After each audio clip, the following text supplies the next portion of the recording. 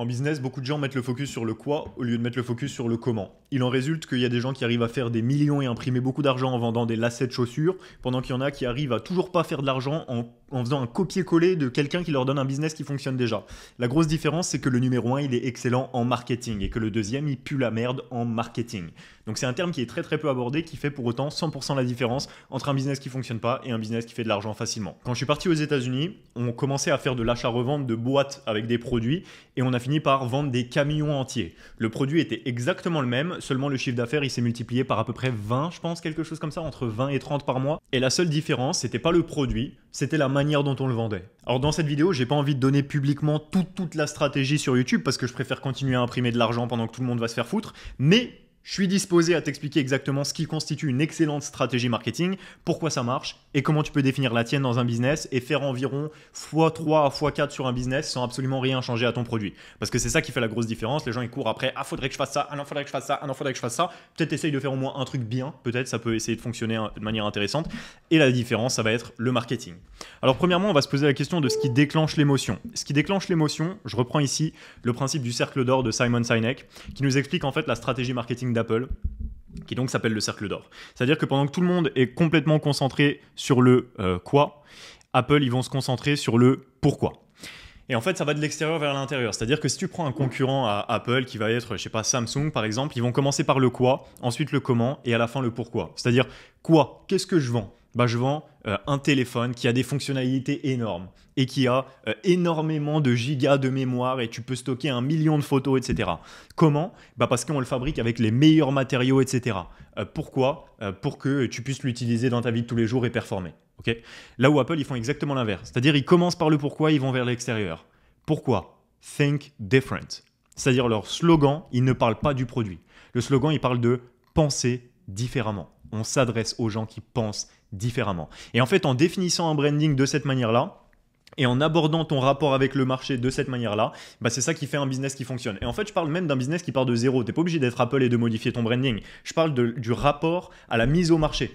Le marketing, littéralement, ça veut dire face au marché, enfin marketing, c'est-à-dire l'action d'être dans le marché et donc d'être face aux gens qui peuvent acheter ce que tu as à leur vendre. Et ça fonctionne même si tu as un truc de dropshipping qui fait 0 € ou un business e-commerce ou de l'IA ou enfin peu importe n'importe quel business. L'important, c'est de comprendre le positionnement que tu vas avoir et quelle stratégie marketing tu vas avoir. Et en premier lieu, de pourquoi est-ce que tes clients devraient t'acheter très précisément. Think different. Et ça, c'est la notion donc du cercle d'or.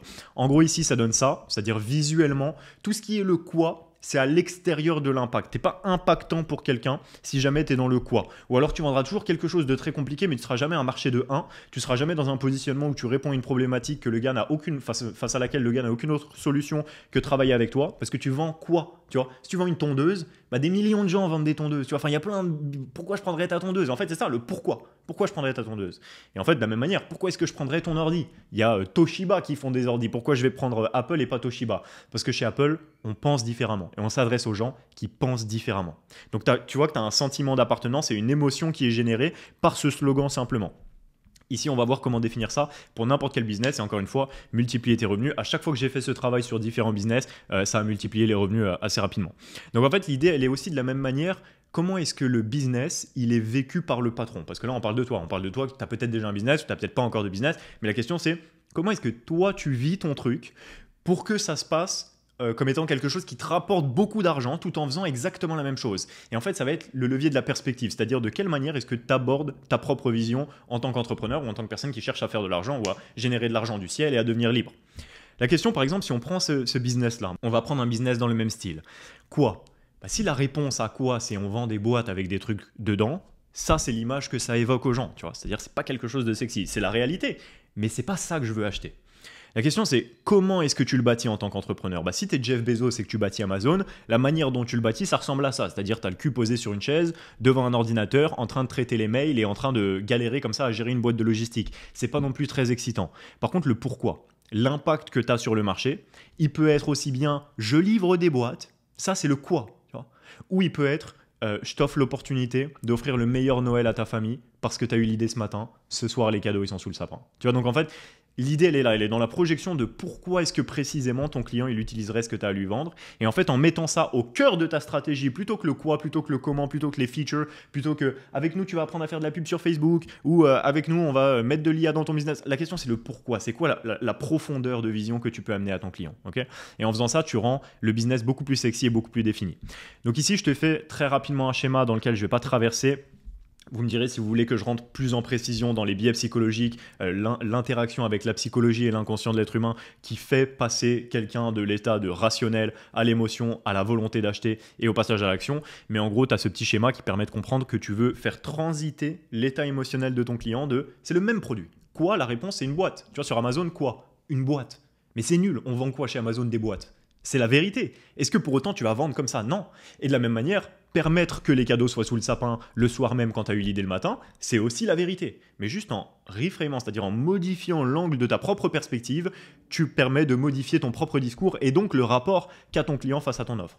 En changeant ça, tu multiplies ton chiffre d'affaires sans rien changer à ton produit. Okay, et donc ici, dans le parcours client, alors là, ça va plus être une question de parcours client. Je ferai plutôt une vidéo très précise sur le parcours client si ça vous intéresse. Mais tu veux le faire transiter d'une pensée rationnelle à une émotion ressentie, à une volonté de passer à l'action et à un passage à l'action. Donc là, ce sera un peu plus technique.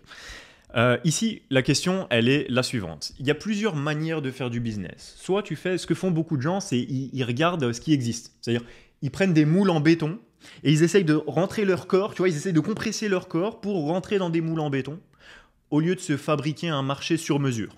Pour moi, la meilleure stratégie, elle est de se fabriquer un marché sur mesure. Parce que sinon, tu essayes, oh, dropshipping, bon, j'essaye, oh, bon, ça marche pas. OFM, oh, bon, ça marche pas. Mais en fait, le problème, il est pas là. Il est le rapport que toi, tu as à ton business. C'est pour ça que c'est la première chose que j'ai dit au départ. Donc ici, on va prendre l'exemple d'une invention de marché surpuissante. Ici, chacune des femmes que tu vois sur ces photos, elles ont une bague en diamant qui leur a été offerte pendant des noces ou pendant un mariage, qui a une valeur supérieure à 6 millions d'euros. Chacune des bagues que tu vois sur ces photos a une valeur supérieure à 6 millions d'euros. D'ailleurs, petite anecdote, Jennifer Lopez, elle en a 3 sur cette liste-là. Ça, c'est la liste de toutes les bagues de mariage qui ont coûté le plus cher. Donc, pourquoi? Parce que le diamant, c'est rare et ça vaut extrêmement cher. C'est rare? Alors, combien il y a de diamants dans les sols sur Terre? Il y a à peu près 1 billiard de tonnes de diamants. Donc le chiffre que tu vois à l'écran, c'est le nombre de tonnes. Donc si tu veux en kilos, imagine déjà 1 kilo de diamant devant toi, ça fait plaisir, tu passes une belle journée normalement. Bah, tu rajoutes 3 zéros derrière ce chiffre pour avoir le montant en kilos. Comparaison du nombre de tonnes qu'il y a d'or, ça c'est ce que possèdent les États-Unis en tonnes d'or et ça c'est ce que possède la France. Alors ce n'est pas des réserves qui sont 100% exploitables, en réalité une minorité des diamants qui sont dans les sols sont exploitables, mais la raison pour laquelle le diamant est aussi demandé, c'est pas parce que c'est rare. C'est parce qu'il y a eu un contrôle de la demande et une stratégie marketing extrêmement puissante. D'ailleurs, la mise en place de cette stratégie marketing est considérée comme la meilleure pub du XXe siècle et a été mise en avant par Edward Burney. On va la regarder tout de suite. Et ensuite, je t'expliquerai qui est Edward Burney parce que c'est très intéressant. Sachant que cette production de diamants, alors là, on en est là, 90% de la production mondiale de diamants était contrôlée par une seule entreprise en 1902. Et il contrôlait 100 ans plus tard encore plus de 50% de la production mondiale de diamants. Une seule entreprise. Je te laisse imaginer la valeur. Et en fait, pourquoi? On pourrait se dire, waouh, les gars, c'était les kings. C'est pas que c'était les kings, c'est qu'ils ont réussi une campagne de marketing. Ils ont fait un coup marketing qui était tellement puissant qu'ils ont créé la demande. Ils ont créé le marché en lui-même. Ils n'ont pas répondu à un besoin. Ils ne sont pas rentrés dans un moule. Ils ne se sont pas dit le dropshipping c'est ça, ou tel business c'est ça, ou l'OFM c'est ça, ou je ne sais pas quoi. C'est un business, il est préétabli, et moi je vais rentrer dedans et essayer de bien me débrouiller. Non, non. Ils ont dit voilà ce que j'ai entre les mains, je vais faire que les gens veuillent ça. Ça, c'est le marketing. Donc, comment est-ce qu'ils ont fait ça? Ils ont créé, comme je te l'ai dit, l'une des meilleures pubs du XXe siècle. Et donc, cette entreprise, c'est l'entreprise de Beers. On va regarder très, très rapidement cette pub pour que tu comprennes par la suite le cours et l'impact sur la psychologie. Alors ici, il y a de la musique, alors on s'en branle. Mais en gros, l'idée, ça va être justement ce truc de quoi, pourquoi, enfin quoi, comment et pourquoi. Ici, on voit qu'il y a un cadrage. C'est-à-dire, on voit très exactement à qui ça s'adresse. Et c'est symbolique. Tu n'es pas obligé de faire de la pub ou quoi que ce soit. C'est juste pour que tu comprennes ce qui fait la meilleure pub de l'histoire de l'humanité jusqu'à maintenant. Ok, donc ils disent la bague en diamant. De quelle autre façon est-ce que 2 mois de salaire pourraient durer pour toujours? En plus, là, t'ancre dans l'idée de l'américain moyen qu'il doit dépenser 2 mois de salaire pour ça. Un diamant, c'est pour toujours. De Beers. Ok, qu'est-ce qu'on voit là dans le quoi, comment, pourquoi? Le pourquoi, c'est la première chose qui est dite. Parce que de quelle autre façon 2 mois de salaire pourraient-ils durer pour toujours? Voilà pourquoi tu devrais t'intéresser au diamant. Hein, comment ça? Dure pour toujours? 2 mois de salaire qui durent pour toujours? Comment ça? Bah parce qu'un diamant, ça dure pour toujours. Quoi, qui, où? De Beers. Et voilà comment tu crées un marché à plusieurs milliers de milliards. Alors évidemment, c'est ultra simplifié, mais ici, tu as un rapport où tu inventes ton marché. Il n'y a aucun besoin et tu réponds en premier lieu à la demande sur le pourquoi. De la même manière, Apple a inventé son marché, parce que j'ai parlé d'Apple précédemment. Apple a inventé son marché, parce qu'il n'y avait pas de demande pour le PC. Personne ne savait que ça existait. Tu vois. De la même manière, c'est une phrase que je trouve qui est très intéressante de Henry Ford, qui est si je demandais aux gens ce qu'ils voulaient dans la vie, ils m'auraient répondu des chevaux qui vont plus vite. Donc en fait, c'est ça. En tant qu'entrepreneur, il faut être un innovateur. Il y a beaucoup de gens qui se disent, tu sais, en fait, le terme entrepreneur, ça fait que là, les gens, ils veulent être abondamment riches, tu vois, dominer leur réalité, sortir de la matrice, pouvoir acheter des Ferrari, faire voyager leurs femmes, avoir 10 enfants, couvrir leur mère de cadeaux, mais ils veulent pas passer 20 minutes sur une vidéo YouTube qui parle d'autre chose que de dropshipping, alors qu'ils parlent de la raison précise qui permet, si tu le comprenais, de faire fonctionner 100% des business. Parce que comme je l'ai dit, il y a des gens qui font des milliards en vendant des lacets de chaussures ou des bouchons de bouteilles d'huile d'olive. Leur point commun, c'est qu'il n'y en a pas un seul qui est mauvais en marketing. Et il y a des gens qui font zéro après avoir essayé 100 business. Et leur point commun, c'est qu'ils puent la merde en marketing. Donc c'est le seul point pivot qui fait que tout sera facile ou que tout sera toujours difficile pour toujours dans ta vie en business, qui est la compréhension du marketing. Et la première option, encore une fois, c'est d'inventer le marché. La deuxième option qui est très intéressante, c'est de verrouiller l'identité. Donc on va voir comment faire juste après, comment créer une identité forte dans ton business, au point où tu as verrouillé l'identité. Tes pubs, elles peuvent ressembler à ça. Et si je te montre ce panneau, de quelle marque il s'agit, tu sais de quelle marque il s'agit. Et eux, ils n'ont pas inventé le produit, ils n'ont pas inventé le marché, ils ont verrouillé le rapport à l'identité. C'est-à-dire juste à ça, je sais de quelle marque il s'agit. Okay.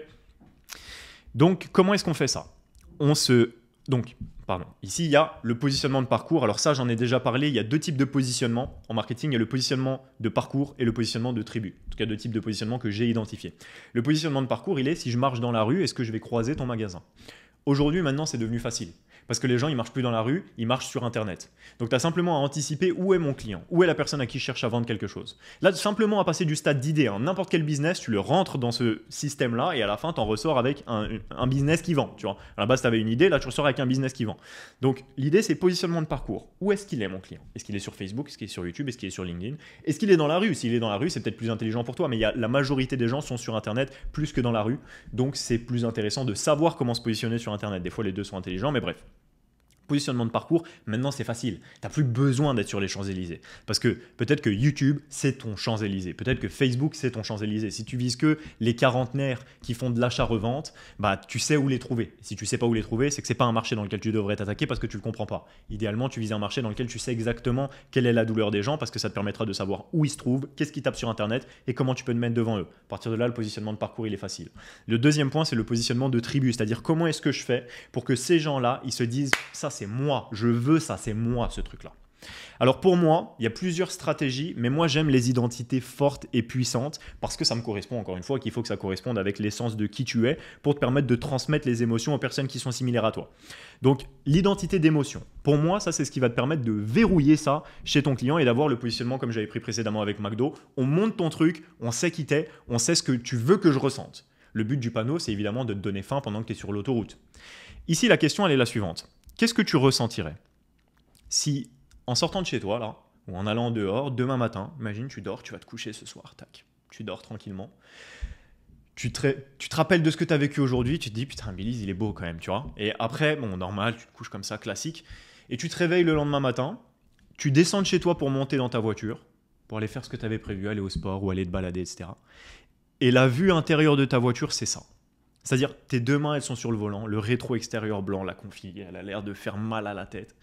Devant toi, des palmiers, des boutiques, etc. Et tu vas quelque part.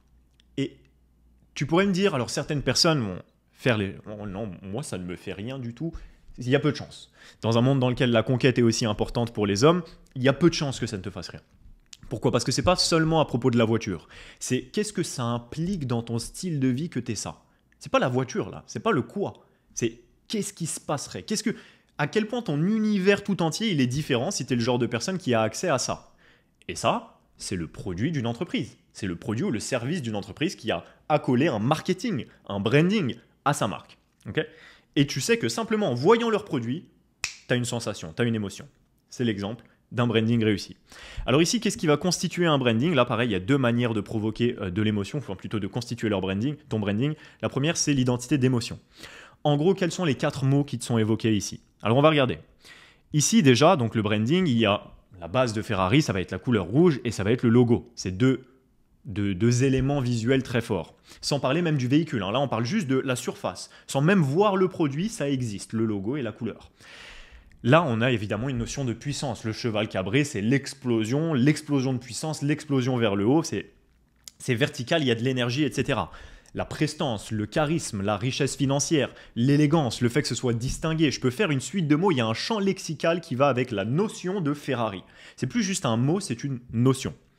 Et donc en fait, il faut que tu définisses 4 mots d'identité qui doivent être accolés à ton business. Quels sont les 4 mots qui doivent venir dans la tête de ton client? Peu importe ce que tu vends. Ça marche aussi si tu vends de l'huile d'olive, encore une fois. Tu vois. Il faut que tu comprennes que si tu n'arrives pas à faire ce travail, c'est la raison pour laquelle tu passes à côté de 75% de ventes supplémentaires ou de revenus supplémentaires que tu pourrais générer dès les mois prochains, même dès le mois prochain, simplement en développant ça. Et encore une fois, je dis 75%, mais c'est aussi ce qui peut te passer de 0 à 100 000, par exemple, ou de 0 à quelque chose en tout cas. Parce que des fois, c'est l'élément qui manque. Dans la plupart des cas, c'est l'élément qui manque. Et que je vois assez peu enseigné sur YouTube, beaucoup de gens parlent de quoi faire exactement, mais pas du pourquoi et comment, tu vois, qui sont pourtant les 2 choses les plus importantes.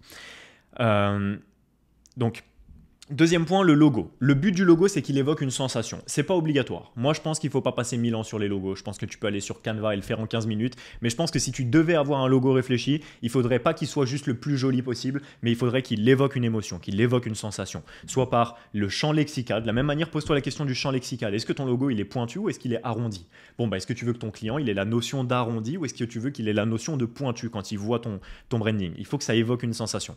La troisième chose, c'est le code couleur. Pour faire très très simple, tout ce qui est vif renvoie la notion d'énergie. Ça va être les bonbons, ça va être le chocolat, ça va être le sucre, ça va être les voitures sportives et toutes ces choses-là. Et tout ce qui est foncé va avoir une notion d'élégance. Tout ce qui est très simple, noir ou blanc, va avoir une notion d'épuré. Okay, l'univers. Donc, ce qu'implique la consommation et l'existence de ton produit ou de ton service. Qu'est-ce que ça implique pour la personne? Il faut que tu ailles plus profond. La différence entre un mec normal, tu lui montres une graine, il voit une graine. Un millionnaire, tu lui montres une graine, il voit une forêt. Un milliardaire, tu lui montres une graine, il voit la maison qui a été faite avec le bois, qui a été faite avec les arbres, qui ont été faits avec la forêt, qui est aboutie de la graine. C'est la profondeur de vision qui fait la différence entre un mec qui se demande est-ce que je devrais faire de l'OnlyFans management ou est-ce que je devrais faire autre chose? Et quelqu'un qui peut faire fonctionner n'importe quoi. Okay, c'est la profondeur de vision, à quel point tu arrives à anticiper ce qui va se passer simplement avec un futur potentiel. Et donc, il faut que tu arrives à deviner l'univers dans lequel tu veux plonger la personne face à toi. Et enfin, le slogan. L'outcome final est émotionnel. Red Bull donne des ailes. C'est pas Red Bull, c'est bon. Franchement, Red Bull, c'est bon. Tu vois, non, c'est Red Bull, ça donne des ailes. Un petit plus, tu vois, que je te donne, c'est qu'il faut qu'à la fin de ton slogan, idéalement, dans le monde dans lequel on vit, tu puisses rajouter sa race à la fin. Tu vois. Ça, c'est ce qui te permet de définir est-ce qu'on est fort. Tu vois. Red Bull, ça donne des ailes, sa race. Tu vois ce que je veux dire? Le but, c'est que est-ce que ça enfonce quelque chose émotionnellement chez ton client? Tu vois, le but, c'est pas oh, Red Bull, c'est pas mal, franchement. Tu vois ce que je veux dire? C'est ça donne des ailes. C'est pas juste ça te donne de l'énergie, ça te réveille. Non, ça te donne des ailes. Tu vois, et il faut aller jusque-là dans ton slogan. Okay, le but, c'est ça. Et ça, je le fais en toute chose, dans tous les business. Il y a toujours cette question-là de positionnement. On en a parlé de parcours, mais aussi et surtout de positionnement de tribu. Quelle est l'appartenance de mon client? Et encore une fois, ça fonctionne même avec les business les moins sexy. Même dans l'import-export, ça fonctionne. Et je te dis, ça a fait une différence énorme sur le chiffre d'affaires. Donc, pour faire ça, en gros, tu vas définir ton code. En gros, quel est l'avant-après profond de ton persona? Qu'est-ce qui se passe dans la journée ou dans la vie ou dans la réalité de ton client après avoir acheté ce que tu as à lui vendre?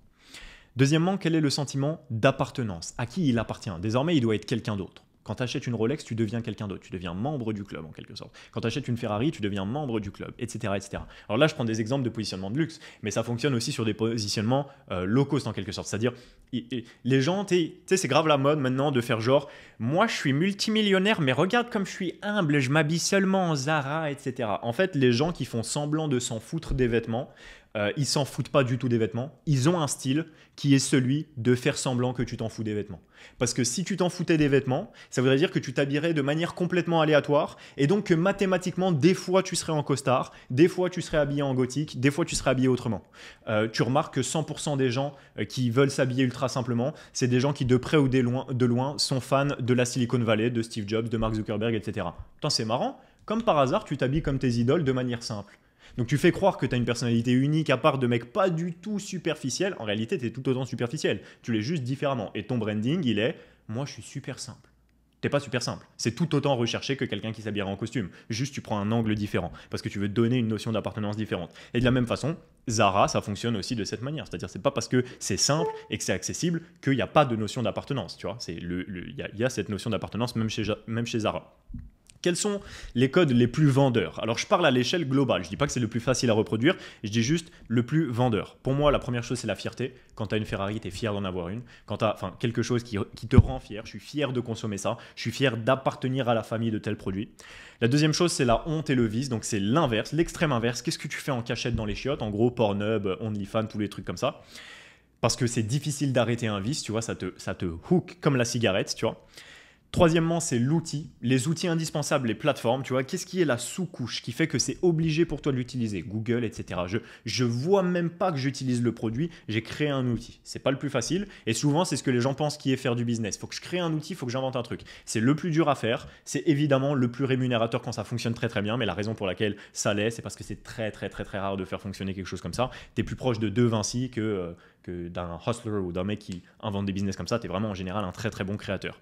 Et enfin pour moi le meilleur, et c'est pour ça que je l'avais mis plus tôt, enfin l'un des meilleurs encore une fois, c'est l'appartenance. J'appartiens à quelque chose, qu'est-ce qui se passe de nouveau dans ma vie, à quelle tribu j'appartiens maintenant que j'ai fait ce choix. Et évidemment, j'ai pas parlé des résultats, mais l'idée c'est que ton produit il amène des résultats.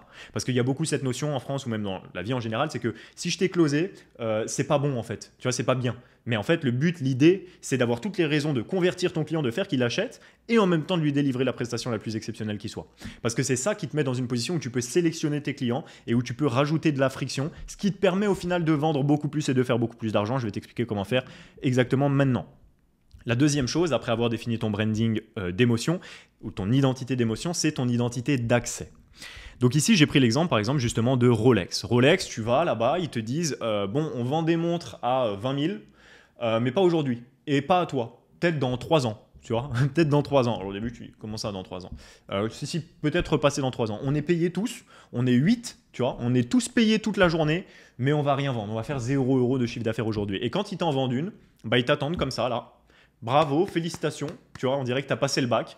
Félicitations monsieur, c'est bravo. Tu vois, ils mettent de la friction, ils mettent de la barrière à l'entrée, il faut que ce soit dur à acheter. Nos clients sont triés sur le volet, ils sont sélectionnés. Personnellement, c'est le positionnement que je prends dans tous mes business. Ne serait-ce que, alors là le but c'est pas simplement d'augmenter les ventes, ça peut avoir cet effet là, mais pour moi c'est surtout le confort de sélectionner les gens avec qui je parle. Parce que s'il y a bien un truc que je déteste dans la vie, c'est parler avec quelqu'un avec qui j'ai l'impression qu'il ne mérite pas de me parler, tu vois. Donc du coup, rajouter de la friction, ça va te permettre de justifier une prestation de meilleure qualité parce que ton temps il est 100% concentré sur les gens que tu veux réellement aider et donc ça fait que tu peux réellement les aider parce que tu mets ton temps et ton énergie avec des gens avec qui tu es super enthousiaste et à qui tu veux vraiment vendre. Tu vois, tu es vraiment content, tu dis trop bien que lui il m'ait acheté, j'ai trop hâte de changer sa vie avec mon produit. Tu vois, ça va être trop bien. Alors si tu vends à tout le monde, ça peut faire chier. Et d'ailleurs, c'est aussi un enfer opérationnel en général quand tu acceptes tout le monde, tu acceptes n'importe qui, donc tu te retrouves avec des complaintes, enfin avec des plaintes et des problèmes avec n'importe qui.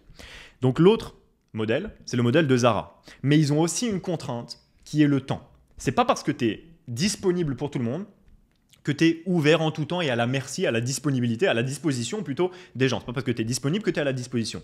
Donc Zara, eux, leur pression, elle est sur le temps. C'est-à-dire tu viens chez Zara, tu as le droit d'acheter ou de ne pas acheter. Si tu n'achètes pas maintenant, par contre, la semaine prochaine, ce sera plus là. Tu vois, donc c'est un autre positionnement qui est il provoque de l'urgence. Tu peux provoquer les deux. Je recommande moi de faire l'un ou l'autre parce que c'est deux positionnements qui sont tellement pressurisants que tu n'as pas besoin de mettre de la pression de la vitesse d'achat quand tu mets déjà de la friction et de la barrière à l'entrée. Personnellement, encore une fois, même dans l'import-export, on met de la friction pour qu'il y ait de la difficulté à être nos clients, pour qu'on ait un focus sur amener des résultats exceptionnels, parce que pour moi, c'est un positionnement qui est beaucoup plus confortable, tu marges beaucoup plus, tu peux vendre beaucoup plus cher et tu peux amener une qualité de prestation bien meilleure. Zara, c'est un enfer opérationnel à gérer, tu es obligé d'embaucher des esclaves enfants au Bangladesh pour pouvoir vendre ce produit-là, parce que ta stratégie, c'est low cost. Donc ça casse les couilles. Mais bref, C'est deux positionnements qui peuvent se faire et qui fonctionnent très bien, même dans le monde du service. Donc les deux positionnements, c'est high-end. Quand il y a du high-end, donc en gros, bout du truc, quoi, en termes de haute qualité, on va dire haut de gamme, voilà, haut de gamme, tu restreins l'accès à ton produit. Quand tu fais quelque chose d'accessible, tu contrains. Okay, les gens, ils doivent sentir, quoi qu'il arrive, le prix de ne pas acheter quand ils le peuvent. Okay, il faut que ça coûte quelque chose aux gars de ne pas acheter maintenant. Okay, soit par la pression, chez Rolex, on te propose une Rolex, si tu la prends pas, t'es mal vu, la prochaine, on va pas te la proposer, tu vois. Et ça paraît con, mais ça fonctionne. Mais pourquoi est-ce que ça fonctionne? Parce que d'abord, ils ont fait de la pent-up demand. Tu vois, ils ont fait monter de la demande et ils ont un positionnement de prestige. Mais tu peux l'avoir de zéro. Tu peux l'avoir de zéro. J'avais déjà parlé, alors non, j'en ai pas parlé ici, mais j'avais déjà parlé de Palessi, qui est une branche qui a été inventée pendant une journée d'une marque de chaussures low cost qui a créé un magasin soi-disant haut de gamme qu'ils ont lancé au Dubai Mall où ils vendaient des chaussures qui valaient 20 balles à plusieurs centaines ou parfois plusieurs milliers d'euros uniquement à des influenceurs mode et à des mannequins et où ils se sont fait vider le magasin en une journée. Tout le monde disait c'est de la qualité de ouf alors qu'ils avaient juste redesigné le magasin et que c'était des chaussures low cost à 20 balles. Mais en fait, il n'y a pas besoin de ça fait 20. Oui, mais Rolex, ça fait 100 ans que ça existe. X, ça fait 100 ans que ça existe. Non, non, non. Si l'ancienneté ça comptait, j'aurais dit ancienneté. J'aurais pas dit identité d'émotion et identité d'accès. Si j'ai parlé de ça, c'est parce que ça compte plus que l'ancienneté. Et donc, comment est-ce que tu fais ça? Tu définis ta friction. Est-ce que tu es accessible ou non? Est-ce que ton produit est accessible ou non? Et surtout, pourquoi? Il faut que tu puisses le justifier auprès de ton client d'une manière qui est logique. C'est pas Ferrari, non, on ne veut pas le donner à nos clients parce que ça nous permet de monter le prix. Bah non. Non, c'est parce que le niveau de qualité, il nous demande un niveau de travail tellement conséquent qu'on n'arrive pas à encaisser et à fabriquer autant de Ferrari que ça par an. Donc on est limité dans le nombre. Donc on est obligé de choisir à qui on les distribue. Donc de la même manière, pour toi, il faut que tu puisses justifier ça. Tu peux pas à la fois faire le flemmard et dire je travaille 15 minutes vite fait, je m'en bats les couilles et c'est de la basse qualité, mais je sélectionne les gens avec qui je travaille. Bah non, parce qu'ils auraient tort de travailler avec toi vu que tu t'en bats les couilles. Tu vois. Donc il faut qu'il y ait une raison précise, pourquoi. Et enfin, quel est le sentiment d'appartenance? Que doit ressentir la personne quand elle consomme ce que tu as à lui vendre.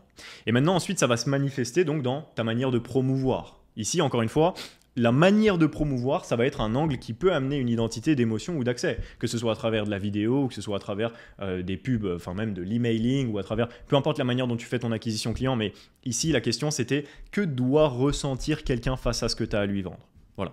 Si tu veux que je fasse des vidéos sur le comment amener des gens face à ce que tu as à vendre, j'en ai déjà fait, mais je peux en refaire. Si tu veux des vidéos sur la conversion une fois que le gars est là, comment est-ce qu'on fait pour closer, etc., ça peut être intéressant. Mais ici, j'avais envie de te parler d'une stratégie qui pour nous a fait toute la différence. Et j'ai vu une fois, d'ailleurs, je sais pas, je pense que si tu es resté jusque-là, probablement que c'est pas le cas, mais il y a des gens qui parlent du fait que ce soit parfois abstrait. Et en fait, si tu le regardes, c'est en fait quelque chose que tu remarques chez les gens qui parlent de quelque chose d'avancé, c'est que ça paraît très abstrait pour les gens qui n'ont rien entre leurs mains. Mais en fait, quand ils ont quelque chose entre leurs mains, c'est très concret. Donc, ce que je te recommande, si ça t'est paru abstrait, c'est de simplement te poser chacune de ces questions. Comment est-ce que je peux le manifester dans mon propre business? Et si ça devient toujours abstrait, c'est que tu n'as pas de business. Tu vois, normalement, tu es censé pouvoir le manifester de façon précise dans ton propre business, comprendre la notion d'appartenance que tu veux amener à tes clients, et tu verras que simplement de cette façon-là, et en ayant un discours qui correspond à cette notion d'appartenance, qui permet auprès de ton client de justifier le pourquoi est-ce qu'il y a de la friction à travailler avec toi, tu vas pouvoir augmenter tes ventes, avoir une plus grosse valeur perçue, avoir moins de clients que tu vas servir pour plus cher et à qui tu vas amener de la meilleure qualité, et tu as réglé définitivement la question de l'argent dans ton business. Prends soin de toi.